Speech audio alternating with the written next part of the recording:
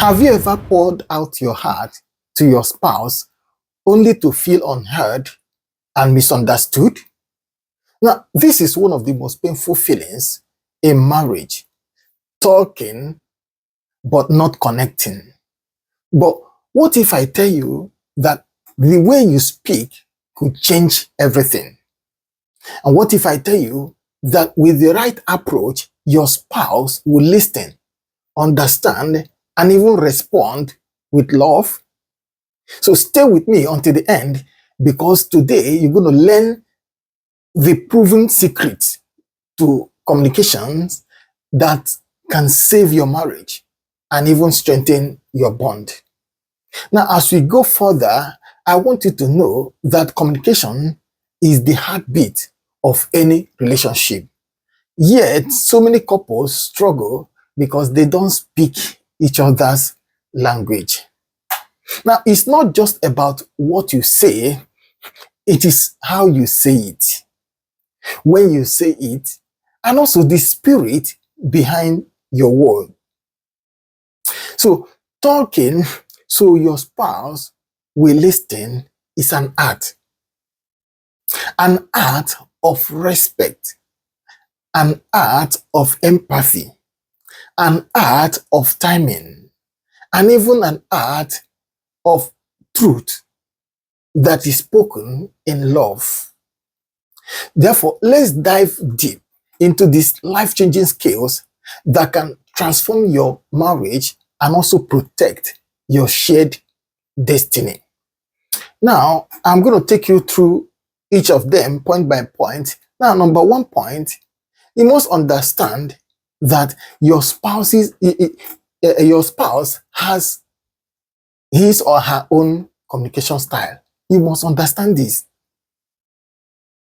Your spouse's communication style, you need to take time to understand it. You must know that everyone processes and expresses emotions differently. Everyone is not the same when it comes to communication. Some spouses need direct, clear conversations, while others respond better to gentle, heart-led dialogue. That is this class where I belong, the second class. I respond better in a gentle, heart-led dialogue.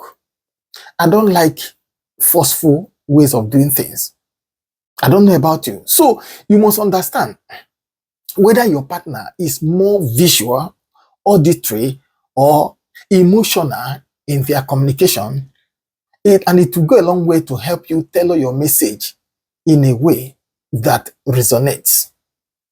So, for example, if your spouse values actions over words, then your conversation might be more effective when paired with tangible gestures or solutions.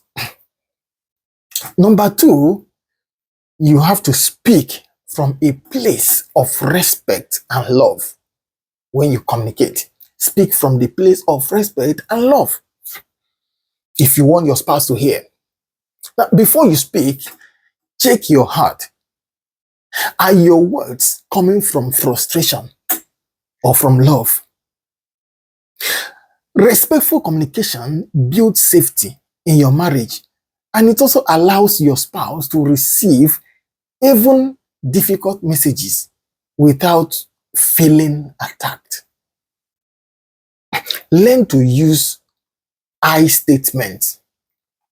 I, instead of you accusations. They are two different things. For example, you can say something like, I feel hurt, when rather than say you always. It's a better way to communicate. And this shift, it invites dialogue instead of defensiveness when you use words like that. Point number 3, timing is everything. So choose the right timing. Timing is everything. Now hear this. The right word spoken at the wrong time can do more harm than good. Do you know that? Avoid initiating important conversations, for example, when your spouse is stressed. That's the wrong timing. Don't initiate them when they are tired or even when they are distracted. If you notice this, pause and wait a bit. Instead, choose a calm moment when both of you can be fully present, not just in the body, but in the spirit and soul. Sometimes simply ask, can we talk?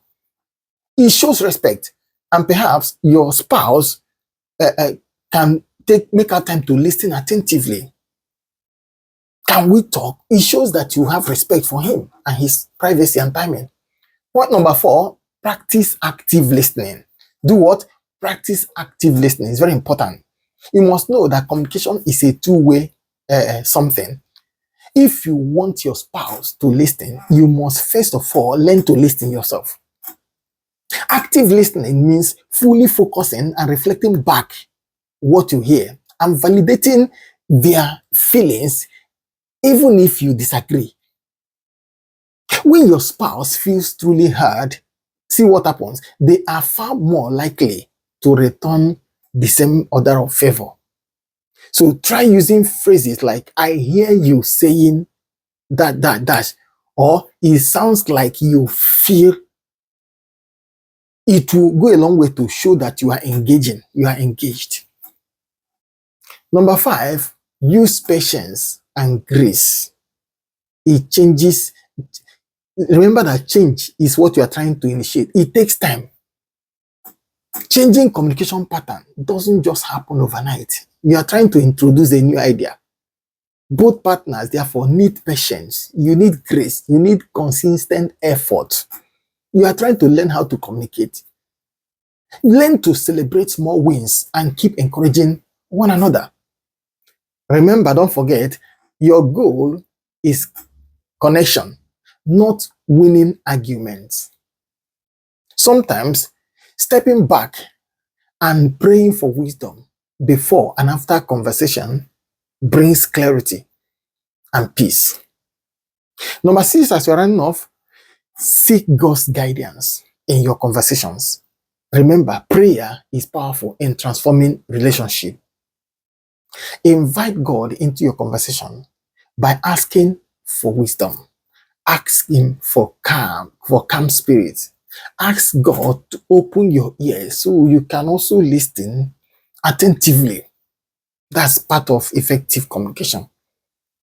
The Bible tells us to let our conversation be always full of grace. I think Colossians chapter 4 in verse 6. Therefore, when you rely on divine guidance, even the hardest talk can become bridges instead of barriers. Thank you for staying connected with us today. And if you found this teaching helpful, don't forget to like, subscribe, and also share it with couples who may also need these teachings like you. Comment below. Tell us what is that one communication challenge that you want to overcome in your marriage. Drop it on the comment section, and I'll keep backing you up with wise counsel by the help of God and also by prayers. And at Bliss's Relationship and Marital Hub, remember, we are always here to support your journey to love that listens and lasts. I'll see you again in our next video. And until then, continue to build the marriage, the relationships that last.